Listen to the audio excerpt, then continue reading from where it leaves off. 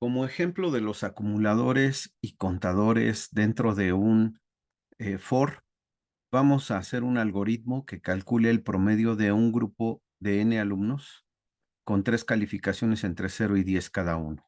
Es decir, va a haber n alumnos y se tendrá que calcular el promedio de cada alumno y después calcular el promedio de los n alumnos.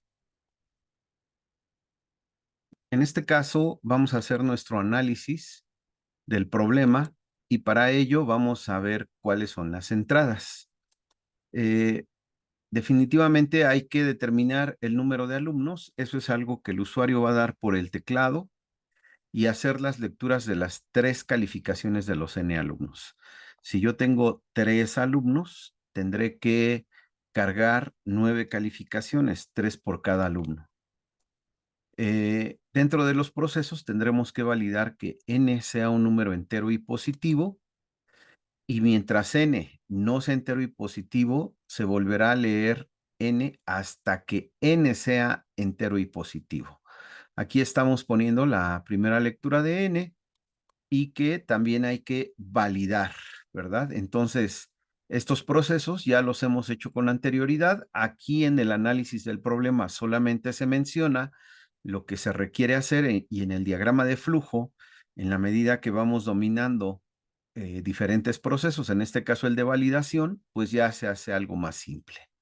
Nosotros vamos a necesitar una variable SP que es suma de promedios.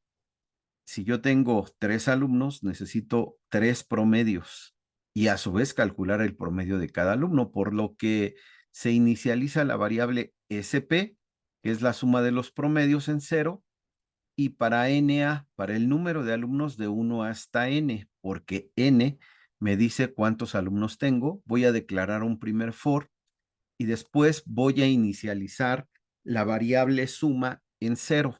Recordemos que nosotros ya hicimos esta parte del programa donde se acumula la suma de un alumno y después se calcula su promedio. Entonces, ahora lo que necesito es hacer la lectura de las 3 calificaciones. Para la suma de calificaciones vamos a utilizar un for. La suma de calificaciones, que en este caso llamé SC a la variable, suma de calificaciones, que es de 1 a 3, y comenzamos leyendo C. Posteriormente tendremos que validar C como un valor entre 0 y 10, que esto ya lo vimos cómo hay que hacerlo, de forma que mientras C sea menor que 0 o mayor que 10, se volverá a leer C hasta que C sea un número entre 0 y 10. Y esta validación ya la hemos trabajado con anterioridad. Una vez que yo tengo una calificación válida, voy a hacer la acumulación en la variable S de suma para sumarle la calificación. Recordemos que esto está dentro de un for que se va a repetir 3 veces. Aquí entonces se hace la suma de las 3 calificaciones junto con su validación, por lo que ya estoy en condiciones de calcular el promedio fuera del for. Entonces se calcula el promedio como P igual a S entre 3 y se hace la suma de los promedios. Recordemos que habíamos definido SP como 0, suma de promedios, fuera de los 2 for, y ahora le agregamos el promedio del alumno 1, que es el que se ha realizado, ¿no? Y entonces aquí yo tengo el cálculo del promedio en el diagrama de flujo y la acumulación de los promedios. Como así voy a estar yo acumulando los promedios, me regreso, ¿verdad? Y esto, si está declarado para N3, este proceso dentro del for más externo se va a realizar 3 veces.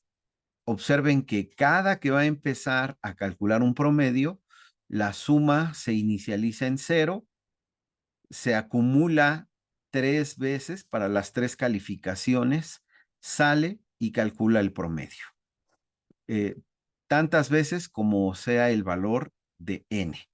Y con esto, entonces ya podemos calcular el promedio del grupo como SP entre N.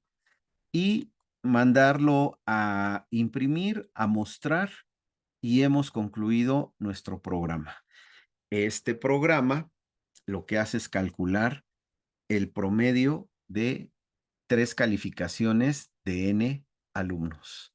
Y es algo que tendrán que desarrollar con variantes para ver cuál es el nivel de dominio que se logra sobre este tema.